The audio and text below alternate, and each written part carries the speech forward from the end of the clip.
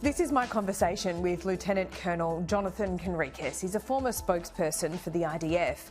After the October 7 attack, he became recognisable to millions worldwide as the face of the Israeli Defence Force. He no longer has that official title, but he continues to defend and advocate Israel's position. He is an extraordinary communicator.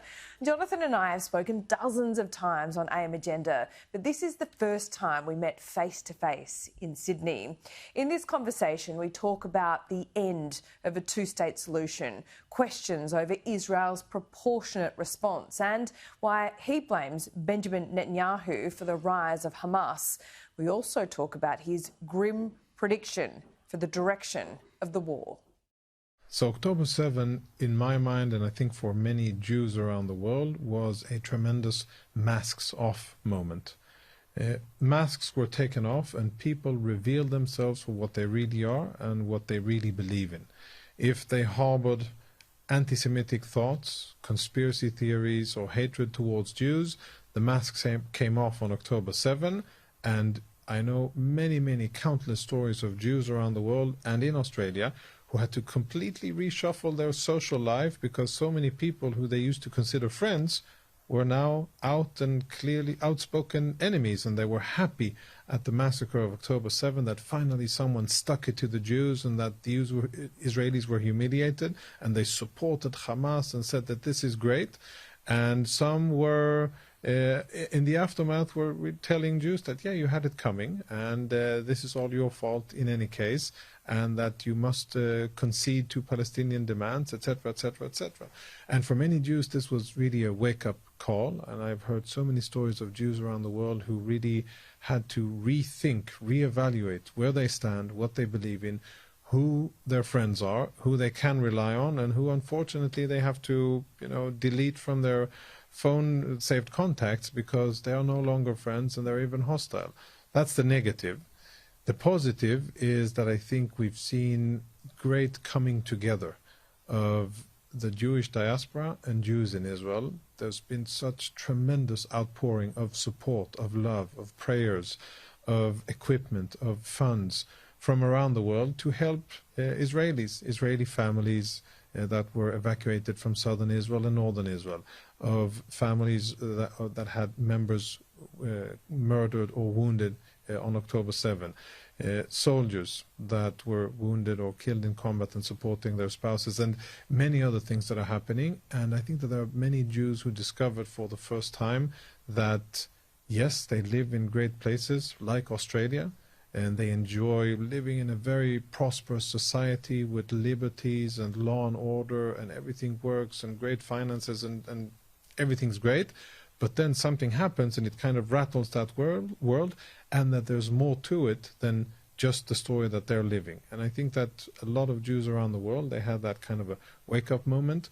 I would say that collectively speaking, Jews today, this is of course not a scientific observation, just a subjective point of view, but Jews today are perhaps more connected and understand that we need each other in order to get by and defend ourselves.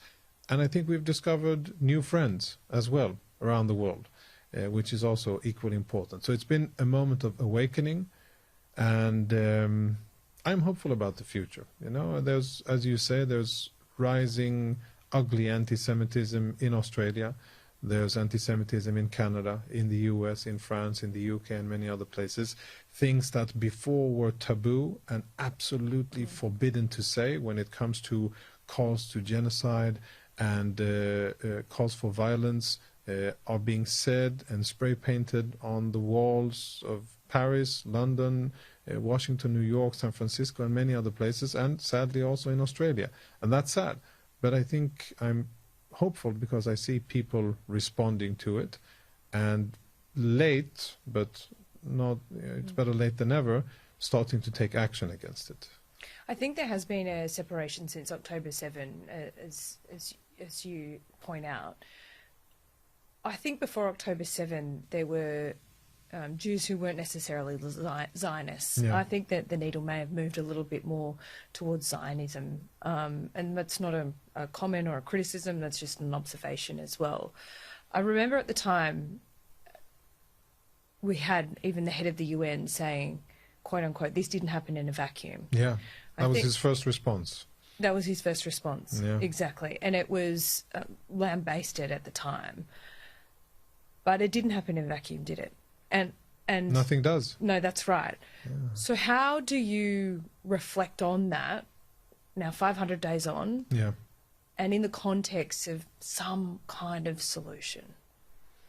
That's the really sinister part, because, you know, so many people in Israel, myself included, I voted for peace in all of my adult life. I'm not very old, but the elections that I've been in and participated, I voted for peace. I voted for a political solution with the Palestinians. I voted to consciously make concessions and sacrifices in order to satisfy the needs and the aspirations of the other side, knowing that it's at a cost for Israel, but hoping that if we give Palestinians whatever it is, or some parts of what they aspire to, then maybe we can finally solve the conflict and finally get on with living prosperous and safe lives. Do you still believe that? So the sad part is that I believe that it's been pushed. It's been pushed down the road with organizations like Hamas. You get too many concessions, do you think? I think that we have been negotiating very poorly over the years. I think that we've been very soft towards terrorist organizations, towards the Palestinian Authority, towards Egypt. Even the Palestinian Authority, because I want to get into this a little bit, because Bibi once upon a time supported Hamas to run Gaza as an entity. Obviously that has evolved and we don't hold him to that. I actually do hold him to it. Okay, do you? As my Prime Minister, yes, I do. Yeah. What mistake did he make at the time, and was it clear that that was wrong at the time? Yeah, I think, you know, going back to the previous question, important point about, you know, where we're going, the whole issue here is when you have to listen to the other side. On October the 6th, we weren't listening. We told ourselves a story, and including many of the people who lived around the Gaza Strip in Israeli kibbutzim and other places, if you would have done a survey of their political outlook on life, many of them were very staunch two-state solution supporters. Yeah. Many of them volunteered to take Palestinian civilians to be treated in Israeli hospitals in their own private cars before October 7. And these are people that were butchered in their houses, and some of them were taken hostage, some of them are still in Hamas captivity. And they're the ones that wanted a two-state solution and to live in peace more than anyone. Yes, very much so. And they really enacted it. You know, they weren't just, you know, voting it once in 4 years, but they were really trying to bring that reality about, which I think is beautiful. Try to bring about positive change is what Israel is about. But sadly, that isn't what Hamas and to a certain extent the Palestinians who support Hamas in Gaza are about. Their outlook is a binary situation where it's us or them. There is no room for compromise and there's no room for a Jewish state. We weren't willing to recognize that reality. We, as in, generally speaking, Israel, the Israeli electorate and adult Israelis, we weren't willing to recognize that. We wanted so dearly to believe that, no, there's a way forward. And Hamas has proven that that isn't the way, and with the tremendous grassroots support that Hamas has in Palestinian society, and this is many times underreported and overlooked in international media, not necessarily on Sky, but many other places, that isn't the story told. And there's always this fake distinction between Hamas as a political and military entity and the Palestinian people. But if you really look at it closely, there's tremendous overlap. Yes, they're intertwined. Let's get into that a little bit, because the separation between Hamas and those who support Hamas in Gaza, it's hard to separate the two, isn't it? Especially in such a desperate situation. Aren't some of these Palestinians not necessarily supporting Hamas, but they've got no other choice? It's a daily question of survival. It's an oppressive society. It's an oppressive regime. Hamas has been governing the Gaza Strip for the better part of 18 years. They reign through terror and violence. They are extremely brutal to Palestinians who dare voice another opinion or criticize Hamas. They shoot. I mean, you have recent videos of Hamas operatives shooting Palestinians in their legs and feet for trying to get food or for criticizing Hamas. And you have many videos that have come out now during the last few months of real terror and torture that Hamas has been inflicting upon Palestinians. They have a very strong information operation, propaganda going on, aided by Al Jazeera. Really strong, pumping out lots of incitement and propaganda, force-feeding the Palestinian population. So yes, I have compassion for Palestinians in Gaza who are forced to live under this, but at the end of the day, you know, you have a choice. Each person has a choice. You have a choice in life, what do you support and what actions do you take, and then you have to be responsible for your actions. When I go back to watching October 7, you know, on October 7, out of the 3,200 human beings that invaded into Israel on October 7, about 2,300 of them were so-called ordinary Palestinian civilians. They weren't Hamas combatants. Hamas combatants came first and second wave. They breached the border. They went in, killed most of the people, but then you had and raped and burned and all of the atrocities that they did. But then ordinary Palestinians went in, looted, murdered, raped, torched, took hostages and went back in, stole vehicles, and most importantly took hostages back into Israel. We have Israeli hostages that were taken by civilians and held by civilians for the entire duration of their captivity. And when I saw how Israeli hostages were driven through Gaza and they were manhandled and hit and really brutalized by ordinary Palestinians out on the street who were cheering and jubilant in Hamas's victory against Israel, nobody can convince me that there's a big separation between Hamas and the Palestinians there. That seemed very, very authentic, very grassroots, very from the gut. And what I've seen in 500 days is a lot of support of Palestinians, by Palestinians of Hamas. Now, the way forward, I think, is the most important thing. What we need to do, because it's our problem, but what Arab countries should be helping Israel and the US to do, is to change that situation. And you change it through education, most importantly. You change it through investment, and you change it by building an alternative so that Gaza won't go back to being the horrible, wretched place that it was before the war, but that we build something different where we again extend to Palestinians an opportunity to, hey, maybe this time, fourth or fifth time, maybe you want to make a different choice. You've made choices to go to war and lose, go to war and lose many, many times, and you continue to choose jihad, holy war, over the future and over an existence. And maybe now, with President Trump, with him shifting the cards, shuffling the cards, and with a different political situation, maybe now there'll be a chance for a different Gaza to emerge and for there to be a different future for Palestinians and Israelis. Jonathan, if we agree that Palestinians are as much the victims of propaganda as Israelis have been, and obviously there's two sides of that equation, are you surprised, and can you blame a lot of these children who've grown up on a diet of propaganda since a very young age, who all they get is the threats from Hamas, and then the only lived experience of Israel is perhaps when bombs fall in their backyard. Yeah, and what they hear in their schools and mosques. So how do they make those choices when they don't know what they don't know? Yeah. You have a point, and I would say that it's very regrettable that also Australian taxpayer money has gone towards that indoctrination of hatred. You're talking about UNRWA? I'm talking about UNRWA. I'm talking about the UN, one of the biggest scams and atrocities of the 21st century. But if it's not UNRWA, again, it goes back to this, and I'm not disagreeing with you here. Let me just play devil's advocate.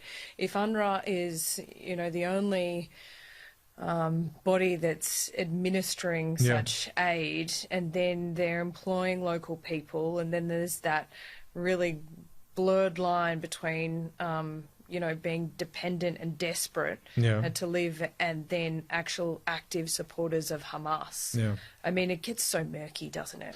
And it all comes down to survival. It eventually boils down to what are the Palestinians and who is keeping them in their constant state of misery and why.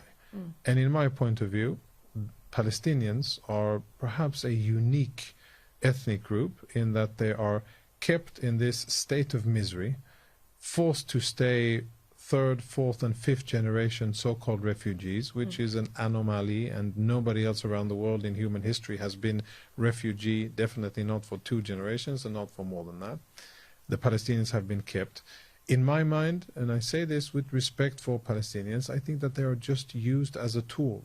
They're used as a vehicle to continue to fight against Israel, as a tool in the hands of Arab states that tried to defeat Israel on the battlefield and failed in 3 wars, consecutive wars, tried to come up with other solutions, and some parts of the international community who still aren't really whole and have come to terms with the fact that the Jews are back in their homeland, and today they are not the malnourished Holocaust survivors that they once were, but they're a strong and independent nation with desires and designs about the future, which may not be what the country was in 1948. And I think it's about time to really, to recognize this and to say, we want peace, we want prosperity. For that to happen, then Palestinians shouldn't be to be totally dependent on international aid. Yeah. When someone is dependent on the handout,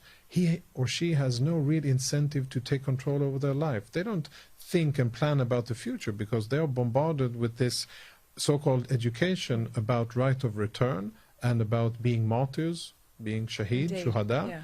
And really the what they're taught in UNRWA schools, UN schools, funded also by Australian money, is that it's all about going back to Tel Aviv, Yafo, Ashdod, Jerusalem, and it's not about building a future where they are, but it's about going to some fictional place, which I'm sad for them to say that's not going to happen, because that means the destruction of my country, and we are going to fight to defend ourselves. It's fueling a desire that's violent and that is impossible to achieve. But what we've just spoken about, to my mind, Jonathan, is that Palestinians are the victims here. They don't know what they don't know. Their whole life has been propaganda. Can that be untaught? Can that be fundamentally fixed, or is that the central point of Islam? This is where it becomes really challenging, because, in order to effect change, real change, you have to invest in education. And to do that, you have to have real strategic vision and a long-sighted kind of understanding of what you want to do, and you have to invest. Israel so far hasn't been able to do that, and we haven't done it well, and most Western countries haven't done it well in the Middle East either. There's no real good examples of a Muslim Arab society transitioning from tribal fundamentalist into law-based civil rights leaning towards democracy. There's a few instances of good examples perhaps in Tunisia, but otherwise it's a pretty grim picture. And in order to effect change, in order to shape a different future, what I think in terms of generations, this will take a generation of work.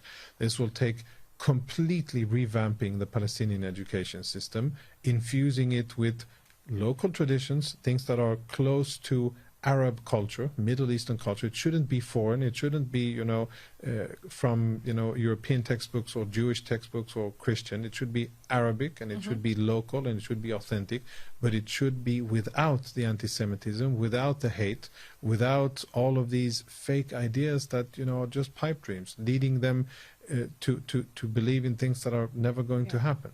And yes, I am respectful, and I understand that they have their national aspirations. And I understand that we have to accommodate part of that in order to be able to live peacefully. What's sad is that Israel has made 4 serious, specific peace offers that have been rejected by Palestinian leaders. 2 by Yasser Arafat and 2 by Mahmoud Abbas. And where we find ourselves now, and I come back to the beginning of our conversation, is that sadly, I think that this has been postponed.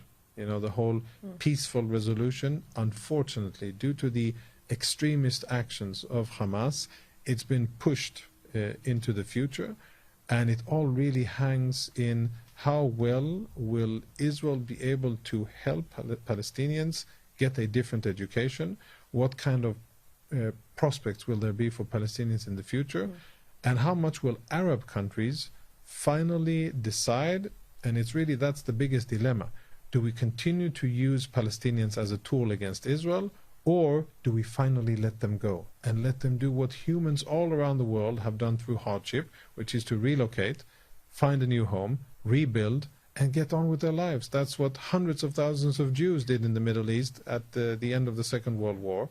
They were forced out of their countries, about 800,000 Jews. Morocco, all of North Africa, Iraq had the oldest Jewish population in the world, more than 2,500 years of history, gone in a few months, pushed out. And what did they do? They struggled, but they survived. They went to Israel, they went to the US, some to Australia, etc., but they built new lives for themselves. The Palestinians are no different.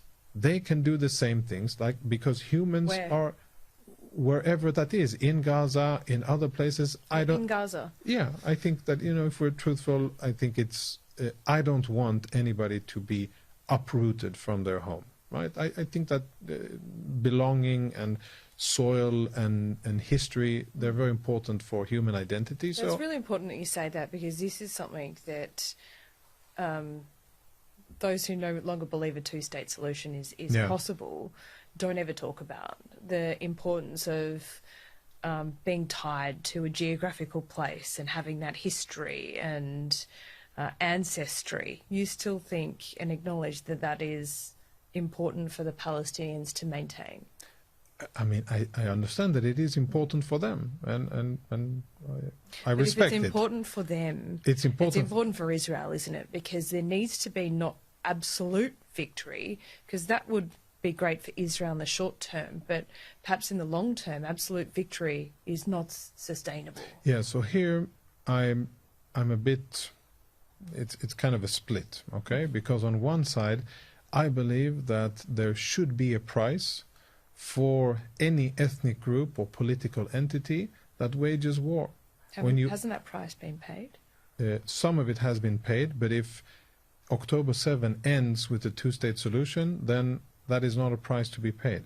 In my mind, when you wage war, you gamble, right? If you win, you take terrain, you protect yourself, you do all kinds of things. Humans have gone to war for resources, for people, for land, for religion, for faith, whatever.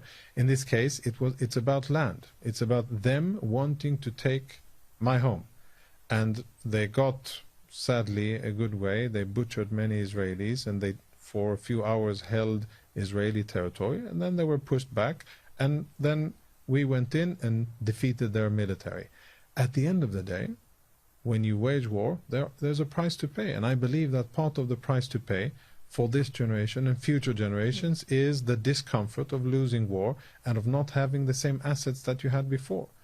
And I think that it is extremely cruel that, you know, you look at other conflicts around the world, you look at Ukraine, you look at Syria, at Afghanistan, Iraq before that. When there's war, the first thing that people that aren't fighting do is flee. They move from the area of war, because nobody wants to be in the middle of a combat zone, because it's horrible.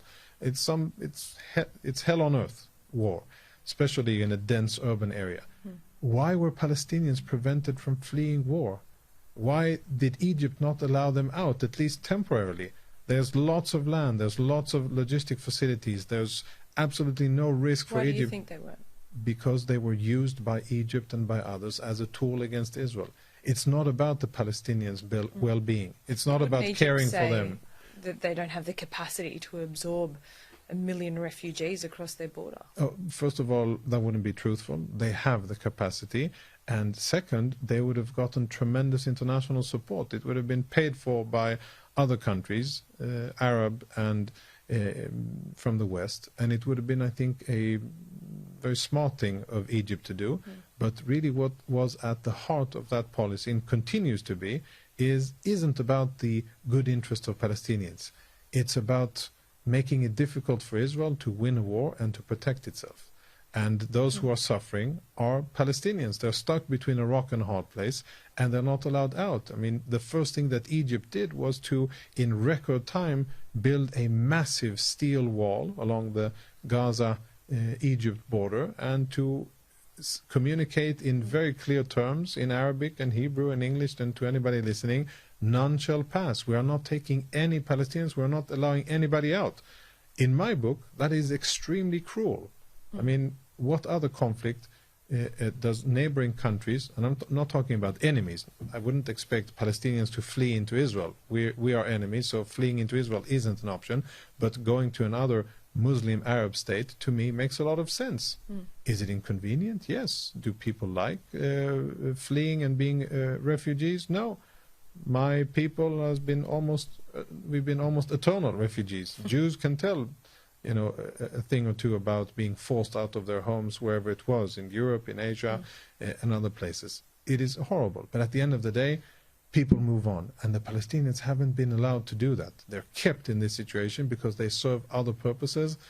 And I think it's high time that Egypt is held to account for their very cynical, inhumane treatment of Palestinians. They, by the way, are really part of the problem here. They have allowed Hamas to become this festering wound, this infected situation where it's governed by a terrorist organization. All of the weapons that were in Gaza on October 7, they came in through Egypt. And the Egyptians knew about it. And I think they should share responsibility and accountability for that. Let's talk about proportionality then, because you talk about the brutal response and inhumane responses from countries like Egypt. If you look on the pure numbers, there were 1,200 people killed in Israel, innocent victims killed on October 7. There were more than 200 hostages taken, 70 still remain in Gaza. Half of those we think are dead. Yeah. There have been 50,000 Palestinians killed. I don't know the breakdown of who are Hamas operatives, but let's say it's half or a third. 18,000 of that 50,000 are children or under 18 years old. A lot of people, having never been there, having never experienced this type of war, question that proportionality. Yeah. What do you say to that? So I think, let's say that we believe the numbers that are coming out of Gaza. We rely on Hamas authorities. They've been lying for years. They have manipulated numbers. But let's say for the sake of argument... do you think broadly that's right, though? I mean, looking at the destruction in Gaza...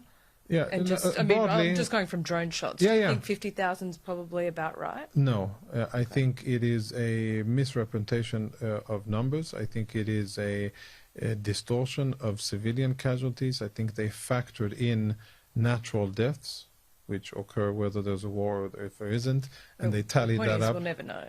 No, we won't know because it's a terrorist organization that dominates the data. And also, a point of criticism towards Israel is that we sadly didn't present data of our own. It was all dominated by Hamas, and I was very sad to see elected officials and journalists and editors around the world use Hamas information and give it the stamp of approval as if it was true, when it, in fact, at least should be treated with extreme caution because it is a side to a conflict providing information. Sure. Just like when Israel presents information, usually it is presented with the warning of we couldn't independently verify or according to Israeli authorities, and that gives the context for people who don't know. But so many times other outlets and people have been saying, well, this is the number, and don't argue with the number because this is what we understand. So you think maybe it's half? So the numbers I have, according to the only Israeli assessment that I'm aware of, is that we're talking about at least 20,000 Hamas operatives that were killed, and the rest are non-combatants, it appears. And when you talk about, when you classify a Hamas operative, are you talking about someone that could have been coerced into fighting for Hamas, or they've fighters done so willingly? Yeah, very much willingly, unfortunately. So 20,000 at least Hamas operatives. By the way, an interesting point today when we see these choreographed hostage release events that Hamas choreographed together with Al Jazeera. All of the Hamas guys, they're in uniforms with their silly bandanas and face masks. Yeah, and they're in uniform. And by the way, I don't see a lot of skinny people. I don't see malnourished Gazans, not the civilians either. I see people with excess weight, and they don't look malnourished. So the whole issue of famine and all of that, that's another lie. Unfortunately, truth is the first casualty of war, and it's been proven once again, and it's not safe for journalists like myself or networks to go there and verify. Yeah. So, I mean, could Israel have given Western journalists more cover? I think we should have. Yeah, I think we should have, and I've been saying this consistently, that I think we should have. Why do you think BB hasn't allowed that? I don't know. I think it's part of a bigger lapse in Israeli international communications. I think we should have... Is it an absolutism, you know? I think it's a mix of fear of biased and unfair coverage that Israel has been subject to over the years, so it's not unfounded.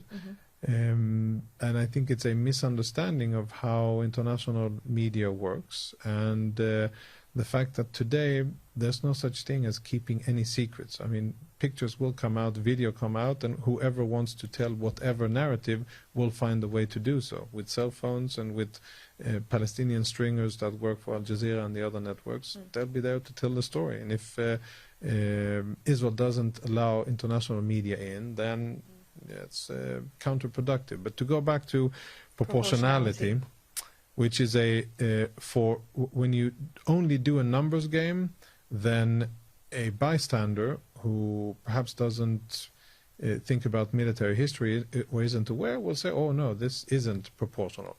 Actually, the definition of proportionality is never that if your enemy kills 5, then you are allowed to kill 5, and that's proportional, and if you kill 7 or 10 or 20, that is unproportional. No, that's not how proportionality works. Proportionality works according to the military objective. That's international law, where you try the most as a military to distinguish between the enemy that's fighting against you and people that are not fighting against you, non-combatants.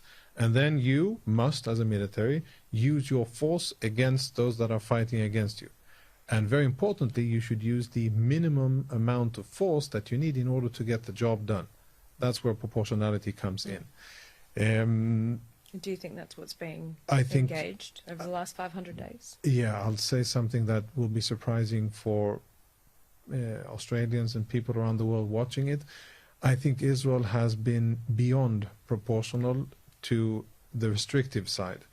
And, you know, I'm here helping an organization that helps Israeli wounded veterans. So just so I understand what you're saying, you think Israel's been too restrictive? Yes, too restrictive in its use of force. Yes, and I'll explain why. I'm here with an organization that helps Israeli war veterans rehabilitate themselves through sports and activities. I've met lots of Israeli soldiers, and many of our wounded, if not most, they tell a story of going into a house, searching for explosives or searching for enemy combatants, a totally civilian house, a mosque, a school facility, a UN facility, or a civilian house, and then coming under fire or getting killed or wounded by rigged explosives and IEDs inside a house. Israel has been operating in that way in order to try to minimize collateral damage and minimize the effect on the civilian population.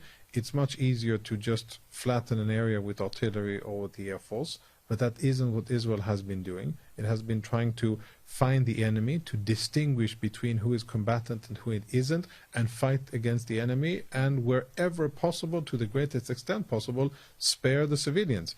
You'll remember that we called on civilians to get out of the combat areas. We told ahead of time, listen, enemy and civilian population, we are going to attack Gaza City. So if you don't want to be in a war zone, then you make your way out. And we gave them to move south. And we gave them lots of time. And we waited for 3 weeks until we launched the first attack, the first offensive, which is ample time to move 7 or 10 kilometers out of the way. And what saddens me is that there are today lots of Israeli casualties, young Israeli men who were wounded or killed in combat because we were forced to be less kinetic, which is military language for using less bombs, than what I believe that we should have been. And this is tremendous, pressure that has been applied on Israel. If we look ahead with the current political environment, and if the ceasefire is violated by Hamas, or the moment that they decide to stop handing over hostages, I think we'll go back to fighting. And then I think we will see a different type of strategy or tactics used by Israel, which will make the stages of war before that look very gentle. And I know that this will be shocking for people around the world to hear, but I think we have been forced to be restrictive very restrictive in the use of force, and we suffered a lot of casualties as a result. And if the ceasefire fails, Israel will go back to fighting, and it will be a faster and more kinetic type of combat than what we've seen before. There will be no warnings? Because people have moved home to no, there will be left warnings. Of their homes. Yeah, there will be warnings because that's it at the core of Israeli. And why? Because will you still be targeting Hamas operatives only living within the civilian population? Yeah, I mean, Israel, I think the big difference will be the center of gravity in Gaza, and really when we talk about defeating Hamas, it's about taking away the ability of Hamas to continue to control the Gaza Strip. How can that be done? By making sure that food and humanitarian aid is provided to the civilians without Hamas being in the middle of that process and using the humanitarian aid as leverage to control the population. That is currently what's going on. So if Israel wants to change that and really defeat Hamas beyond the slogans that politicians are speaking about, then that is really what Israel needs to do. What does defeating Hamas look like, Jonathan? Defeating Hamas is a mix of political, military, logistic, and information. On the political level, Hamas needs to understand that they have no future and nobody will accept them as rulers of Gaza the day after. Militarily, it's kinetics, it's use of force, it is inflicting pain on the enemy until the enemy cannot take it anymore. Information-wise, it is to impress upon the supporting population and on the Hamas leadership that it is futile and that they're not going to win.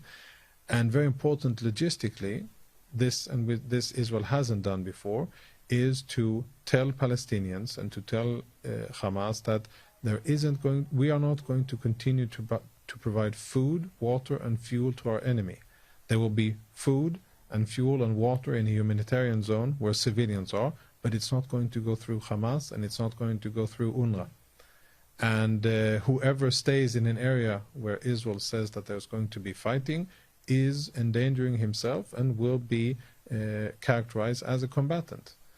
So Jonathan, what happens when you, and if you can, wipe out Hamas militarily?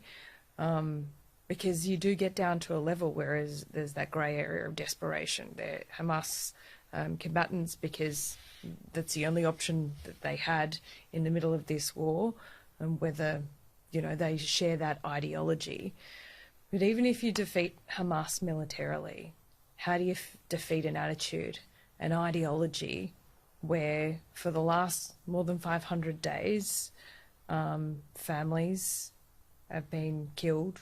Some people have had their entire family of generations wiped out. What do you say to the question of Israel just creating another generation of people who hate you? How do you get around that? I mean, so you have this defeat now. Yeah. But again, it's going back to those attitudes. I mean, if you've got an 8-year-old in Gaza right now who's seen his family killed and all he hears of Israel is that you want to wipe them out, you see bombs dropping, you see fuel withdrawn, you see food withdrawn and not water. Not yet. Currently that is being not yet, provided. But if that happens, so, what situation are you then left in? Yeah, so Golda Meir, former Israeli Prime Minister, many years ago in the mid-70s, she said that peace will come when the Arabs love their children more than they want to kill ours. And sadly, that is still true today. When they, as an ethnic group, as a political entity, will prefer their own future of life, not of jihad, and not of shuhada, not of martyrdom, but their own future, wherever it is that that is, when they prefer that over trying to take away ours, then we have a chance of achieving coexistence and perhaps peace. How do you make that happen? Do you have an interest in making that happen? Because, you know, war is, I would argue, as much about winning hearts and minds for a long-lasting victory. So that's victory. the education bit. Yeah. That we spoke about it before. Sure. That's the education bit, which is long, difficult, requires discipline, requires regional buy-in and support, and that is where that will come into place. But where we are at this stage, if this was a Maslow pyramid of basic needs, right, we're still at the very physical survival. The line of thought and the philosophy that Hamas represents is binary. It's us or them, it's death or life. And with them, there's no room to negotiate.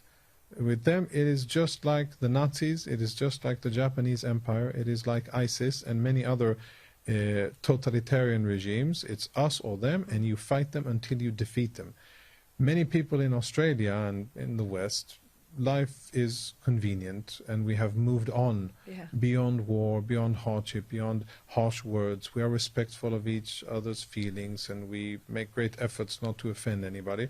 But there are people around the world who live in who have a totally different mindset. When you listen to Palestinians who support Hamas, their mindset is one of do whatever it takes to kill the Jews. That is not a mindset that I can accommodate. I cannot meet them halfway. It's either they continue to live, harbor weapons, and plan the next October 7 against me and my family, or I defeat them. Those are the choices. When there will be different political thought amongst Palestinians, and when they will say, okay, we grudgingly accept that you live here and this is your homeland, and we want to live here too. How can you really expect that thinking to change in this current cycle? Sometime they have to learn. You know, they've been fighting us for almost 100 years, and they've been given external support. Their acts of violence against us have been supported by Arab states, by parts of the international community, time and time again. I think sometime they have to learn that they're not going to beat us. I fully understand and appreciate that Hamas uses human shields, and they use that in the form of babies sometimes. At the start of this interview, we talked about the choices that people have. Israel and the IDF also have a choice when they are raiding a building or dropping a bomb, knowing there are Hamas high-value targets in there, but also knowing there are innocent babies or children. How are those decisions made? They are made calculating the possible, the objective, the military objective, and the amount of non-combatant casualties that may result of an Israeli attack. And then those are weighed one against the other. And I can tell you of hundreds of examples where Israel aborted strikes, where there was a live opportunity to kill an enemy combatant, and where the missile was diverted last second, or where the strike was called off because we saw non-combatants there. Even in this war, we've done that, and we've done it countless times and released videos of it as well. So it's an ongoing process, and it's always a balance between what's the military objective. To kill a senior enemy combatant is very important. Is it proportionate to have 40 civilian casualties or 50? It really depends. It's harsh to speak about it because we're speaking about human beings, but unfortunately in war, that is what it comes down to. But are they numbers on a page? No, they are human beings, and that is, by the way, why Israel, before going into battle, called on civilians to leave the area. Go to a safer area, go to the humanitarian zone. There you will have food, shelter and water and medical supplies. Don't be in a combat zone. Don't allow Hamas to use you as a human shield, and don't stay there because it is a very dangerous place to be. And if you stay, you are risking your safety and your own future. And then if people decide to stay, then at least they have part of the responsibility is on them. There's only so much that Israel can do as a country that is fighting for its own existence in accommodating other people. At the end of the day, our primary responsibility is for ourselves. It is to defend ourselves. It is to allow Israeli civilians to live safely in their homes. Currently, it's about allowing Israelis to go back to their homes that they were thrown out of, and the homes were burned by Hamas and Palestinians on October the 7th. And sadly, 500 days after, we still haven't achieved even that because of how long the war has been going on. So while I feel compassion, and while I think it is important to try to save every non-combatant life, at the end of the day, we are at war, and war is an ugly business, and it's about winning.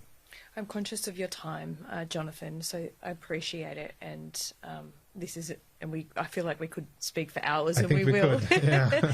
But I do want to ask you a couple of other things. One about Israel and the seemingly way that they're punished for being successful, in a way. The Iron Dome, obviously, saved so many lives each and every single day.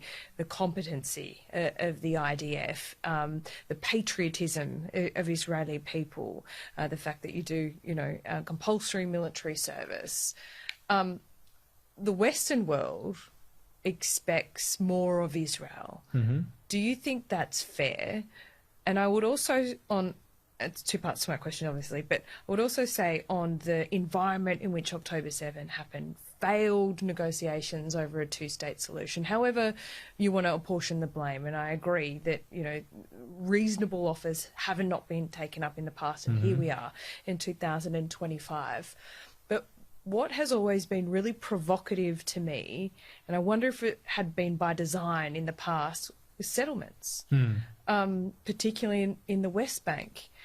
I could never quite reconcile, whilst you're negotiating a two-state solution, why you would allow this provocation of settlements in the West Bank, because that seemed to undercut what you were trying to do at a more macro level.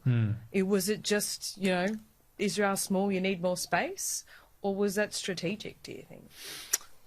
So I understand it to be a mix of a few reasons.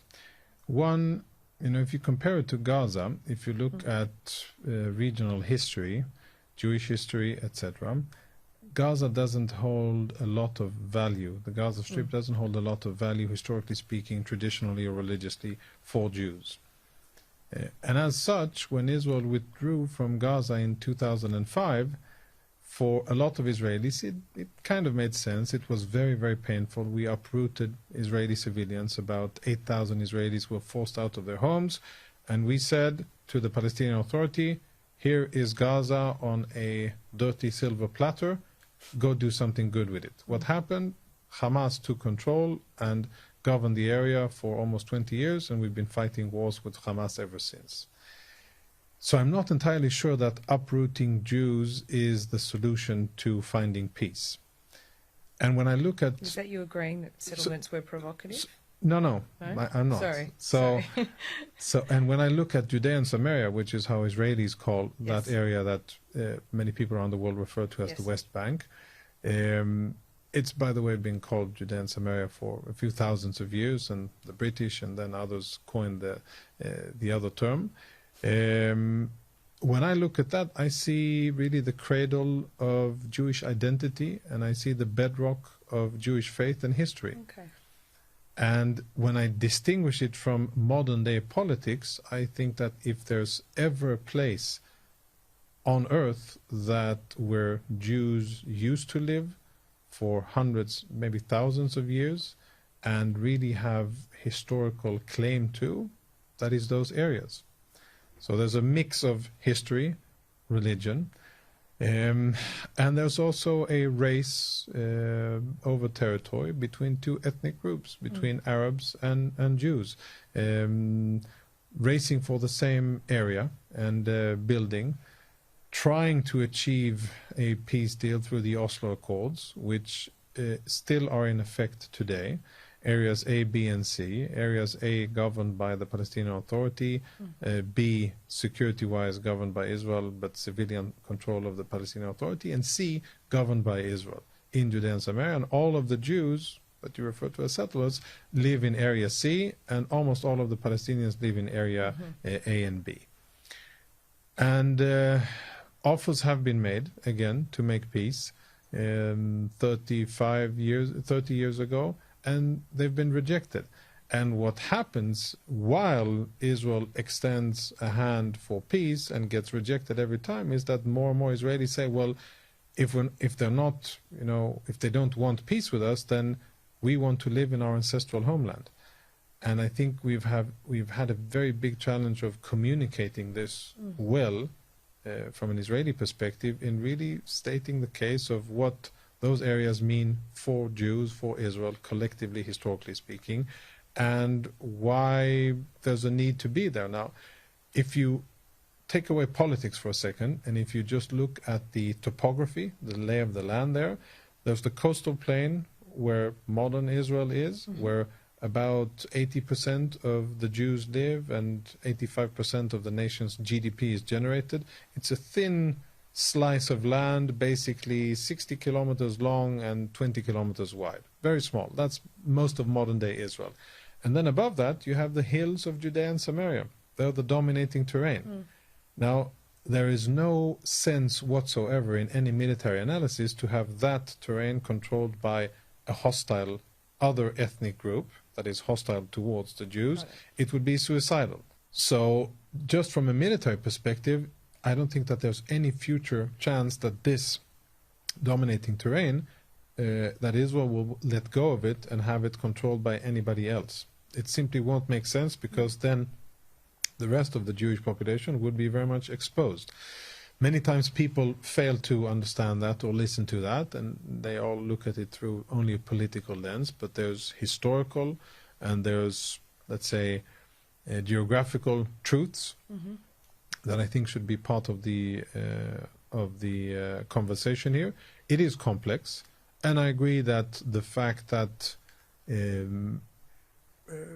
it's a contested area. There are two ethnic groups that are telling the same story of ownership, and we haven't been able to solve it yet. But I can say that Israel at least has tried, and Palestinians have just been rejecting. The last peace offer rejected was the Trump's plan of the century, which Israel said, well, yes, let's have a look at it and let's see if we can make this work. And the Palestinians again said no. That's peace offer number 5 that the Palestinians have rejected. So while Israel has shared responsibility, I think the Palestinians get away with murder virtually and literally speaking by continuing to refuse peace offers and continuing to stand in the way of progress. It's really hard to negotiate when you can't really negotiate with any entity at the moment, or certainly not one that you want to recognise as the future in Gaza. But I wanted to end by asking you, because you're here in Sydney, you've been around the world speaking to the Jewish diaspora and those outside of it, I would say, for many months now, since October 7. What have you garnished from the views of the diaspora about what is happening in Israel and how Benjamin Netanyahu is conducting the war and making decisions? If I could make perhaps a bit of a generalised statement, but you can please correct me, is that there seems to be a real, it doesn't seem hugely popular in the diaspora. And people really want to separate themselves from the decisions of government and the feelings of Israelis and then the Jewish people more broadly. Yeah. Is that a fair assessment of how people think? And why is there this, not quite animosity, but certainly a slight bit of ill feeling towards BB? No, I think your characterization is pretty correct. And I think that it's mirrored in Israel as well. I am definitely not an expert in Israeli politics, if such a thing exists. An expert in politics? Not really. No, I definitely am not. But I can say that I personally believe that Israel needs new leadership. I think that the generation of politicians that were on the job October 7th have done their historic role. I think that anybody in a position of leadership, authority, and responsibility, because the two are never separate. You have authority with responsibility, and anybody that was in a position of authority on October 7 failed miserably and should vacate the role and allow new, young, fresh, and Zionist and accommodating views on the future to be in power. And we've had many, many years of what we in Israel call a paradigm of thought. In Hebrew we say conceptia, concept, but really a paradigm of thought, which was quite stifling, which led us to believe in a lot of things that proved to be wrong. And we have to reevaluate that. And I think that it is high time for different leadership in Israel. I'm not speaking about specific persons. Many times when we speak politics, it's this person or the other. I would say at the principal level, Israel is blessed with tremendous human capital, tremendous potential. By the way, so are Palestinians. But in terms of Israel, we are blessed with tremendous people. And I want those people to be at the, behind the wheel, leading Israel towards a secure, prosperous, creative future, one where we build bridges of peace with our neighbors, one where we stand strong and proud and defend our homeland, where we don't back down even if it's unpopular and even if some people around the world don't agree with us, but where we stand strong and resolute, where we fight and where we send a very clear message to our neighbors. If you want to be our friends, we will be friends, and it'll be great for you, because peace and prosperity and investments and high-tech and many other things that Israel can offer. And if you fight us, it'll be very dire and horrible. So don't. And I think we should have better leadership, and I think that is in the future. And as I started the conversation, I am hopeful about the future. I think that there are a few difficult years ahead, and I say years, not weeks and months, but I think we have a few difficult years ahead. But hopefully at the end of those we'll see a better Middle East, we'll see Arab countries coming to terms with and really facing reality that Israel is here to stay, and to be a friend of Israel is a much better thing than to continue to side with Palestinians in order to be our enemy. And if that happens, we can do beautiful things, and we can have a beautiful future. Maybe in a few years it'll be as great as Australia is. Well, welcome to Australia. We Thank hope you you have a great time. You may never want to leave, but no, it's I have great a here. feeling you might convince some Jews, or at least you want to go back with you. Is that right? I would, that's a tough question, because now seeing how beautiful Australia is, how functioning this society is, and how really advanced and progressive in not the political sense, but really in terms of progress and in terms of advancement, Australia is enviable. And I understand people who live here, who have worked hard to shape their own future and are successful. I think that's great for people who live here. And actually my message to them, and I've been speaking with many Australian Jews, is stand up and fight. Fight for what you and your parents and grandparents and those before have built here. This is a tremendous success story. Australia in general is, and Jews in Australia are part of that success story. So you have a beautiful thing. It's worth defending. Defend it. And those who are challenging Jews' right to exist here and Jews' right to continue to prosper and to contribute to Australian society, they are wrong. They should be defeated. They should be marginalized. They should be cowering away, and they shouldn't have that kind of voice or influence in Australian society. I think it's a shame that it has come to it, but with this too, I am optimistic, and I think that good will prevail. Well, the internal optimist, I didn't think that was how I was going to end the interview, but you certainly are. Thank you, Jonathan. Appreciate it. Thank you, Laura.